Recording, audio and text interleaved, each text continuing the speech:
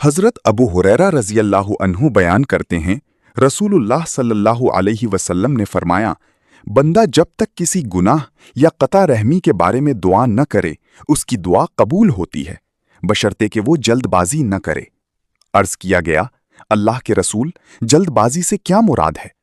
आप सल्लल्लाहु अलैहि वसल्लम ने फरमाया, वो कहता है, मैं तो बहुत दुआएं कर चुका, लेकिन मेरी दुआ कबूल ही नहीं होती। इस सूरत हाल में वो मायूस हो जाता है और दुआ करना छोड़ देता है।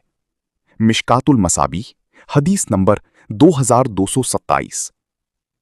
हजरत अबू दरदा रज़ी अल्लाहु अन्हु बयान करते हैं, रसूलुल्लाह सल्लल्लाहु अलैहि वसल्लम ने फरमाया, मुसलमान शख्स की अपने मुसलमान भाई के लिए वो दुआ कबूल होती है जो उसकी गैर मौजूदगी में की जाती है, और दुआ करने वाले के पास एक फरिश्ता मामूर होता है।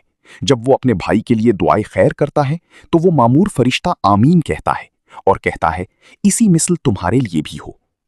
मिशकातुल मसाबी, हदीस नंबर 2228। हजरत अबू हुरैरा रज़ी अल्लाहु अन्हु बयान करते हैं, रसूलुल्लाह सल्लल्लाहु अलैहि वसल्लम ने फरमाया, जो शख्स हर माह 3 रोज शहद चाटता है तो उसे कोई बड़ी बीमारी लाहिक नहीं होती।